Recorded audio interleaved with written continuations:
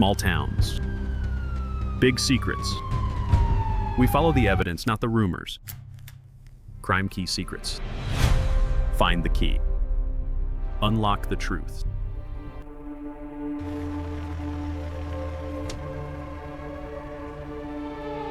"4 a.m. Snowstacks on King Road. A white Hyundai Elantra slides past a neighbor's camera. Once, twice, and now the third pass. Inside 1122. The lights are out. 4 students are asleep. The car just stopped. Moscow. Idaho, where people don't always lock doors. Not tonight. A dog barks, ripping the quiet. A thin whimper upstairs. A neighbor's security mic catches a whisper. "There's someone here?" Who is he? A random madman, or someone who's been watching for weeks. He walks in, takes 4 lives in silence, and slips into the dark. Or so he thinks.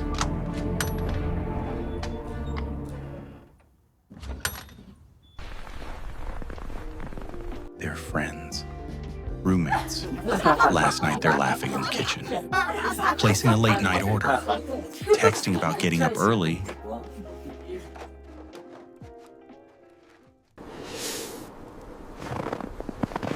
One loves to cook. One lives by sticky notes. One left a TikTok half finished.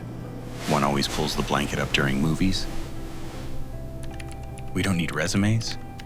We need habits, the small ones that make them like us.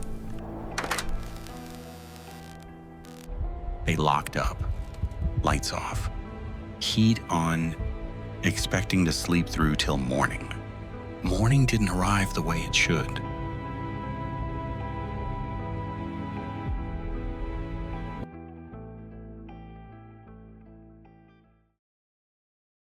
Porch light flicks dies. The car loops back. Icy hill. Breath hangs in the air. Inside, floorboard creaks. A doorknob shifts. Curtains tick. Enough to jolt you, not enough to scream. Someone's here. The line cuts off. No face, only sound.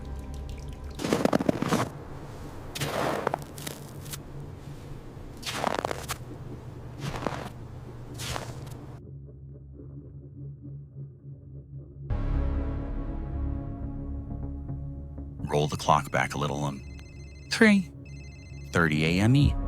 Kaylee and Maddie call Kaylee's ex-boyfriend a 7th time, then a 10th. No one picks up. Those are their last calls. If he had answered, would anything be different? We'll never know. Sure. Zorama. A DoorDash order's dropped at the door. Zana, the second-floor roommate, is still awake scrolling TikTok. The app records her as online. That means when the killer enters the house, Zana is fully awake. He isn't attacking only sleeping people. He meets someone who is up, and the coldest detail, Dylan, the roommate who survived. She says she opened her bedroom door 3 times. First, after hearing someone playing with the dog. Second, after hearing a cry.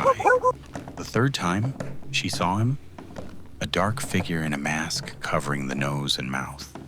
Thick eyebrows, gliding past her toward the sliding back door. Did he see her? Probably. Why did he spare her? That is the question that still hangs over the night. Dylan froze, then locked her door. Silence sat over 11:22 until late the next morning. The worst nights aren't loud. They're muted.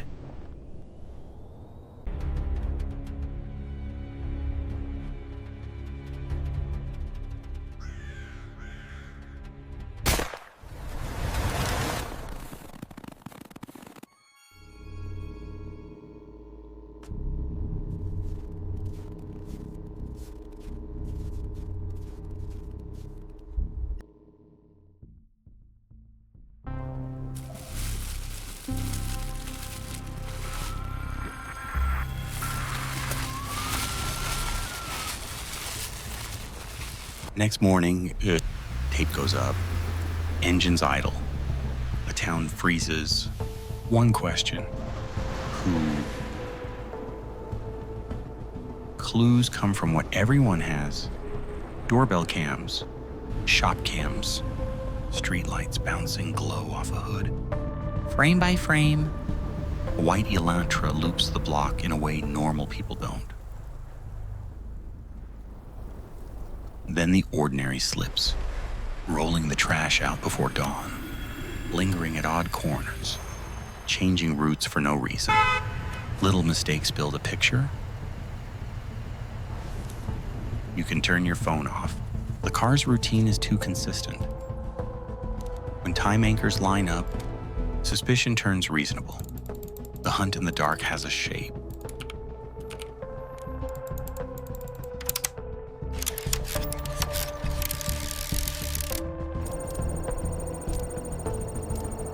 Moscow police did something rare.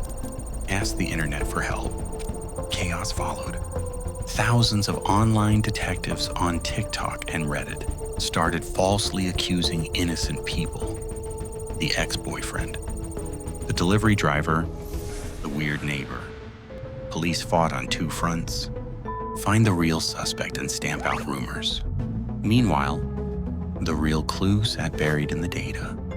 A leather knife sheath left on a bed, next to a victim.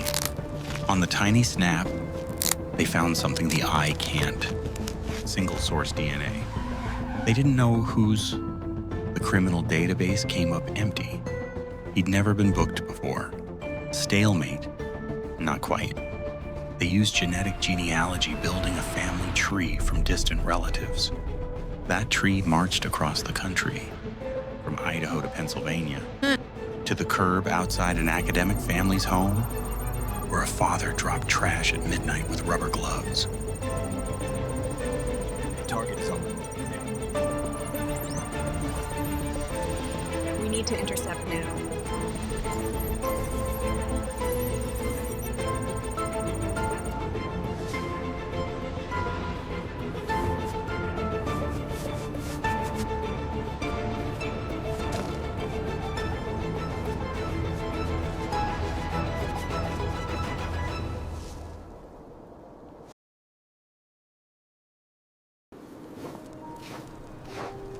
When a name surfaces, many don't buy it. Bookish look. Shows up to class, speaks politely. The scary part of evil isn't a savage face, it's a normal one. Some people use knowledge to explain the world. Some use it to blend into it.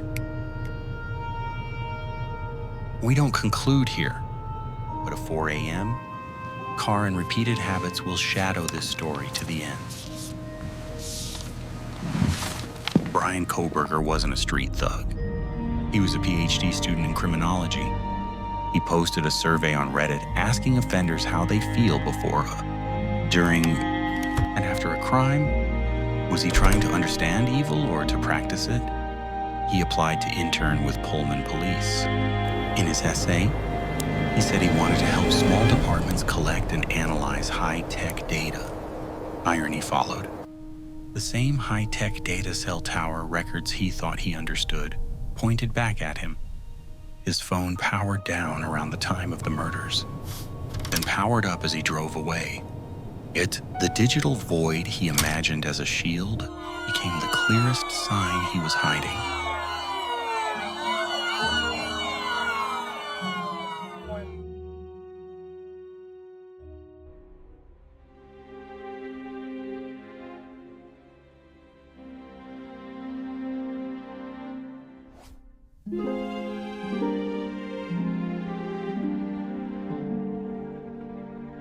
Four empty seats at dinner, flowers and candles on King Road.